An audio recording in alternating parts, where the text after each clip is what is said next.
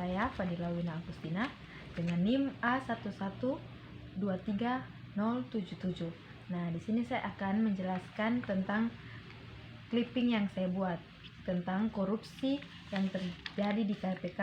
Nah, di kasus korupsi ini ada kasus pengadaan EKTP. Kasus ini melibatkan mantan Ketua Umum Partai Golkar, Setia Novanto, yang telah bergulir sejak 2018 dengan total kerugian negara mencapai 2,3 triliun. Ada sekitar 280 saksi yang telah diperiksa KPK, dan hingga kini ada 8 orang yang telah ditetapkan sebagai tersangka. Oke, kasus-kasus ini harus dikaitkan dengan Pancasila sebagai dasar negara karena korupsi bertentangan dengan nilai-nilai Pancasila. Pancasila menekankan keadilan sosial, kejujuran, dan anti korupsi.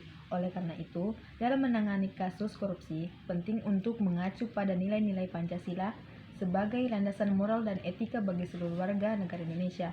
Implementasi nilai-nilai Pancasila diharapkan dapat menjadi pijakan dalam upaya pemberantasan korupsi di Indonesia. Tanggapan tentang kasus korupsi di KPK dan mengapa kasus korupsi di KPK harus dikaitkan dengan Pancasila sebagai dasar negara. Nah, kasus-kasus ini harus dikaitkan dengan Pancasila sebagai dasar negara karena korupsi bertentangan dengan nilai-nilai Pancasila. Nah, apa akibat jika kasus di KPK tidak ditangani dengan baik?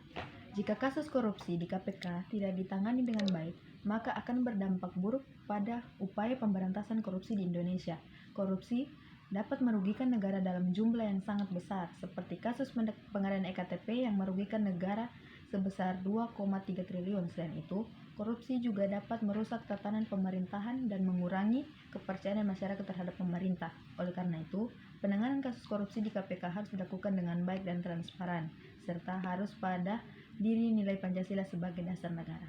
Oke. Nah, di sini saya akan menjelaskan solusi dan masukan untuk masyarakat, pemerintah daerah, pemerintah pusat, dan masyarakat terkait dengan kasus korupsi di KPK meliputi meningkatkan mutu pemeriksaan dan kasus tindak pidana korupsi dengan memperkaya instrumen penyelidikan seperti unit digital forensik, lab barang bukti elektronik, dan unit akuntansi forensik. Terima kasih.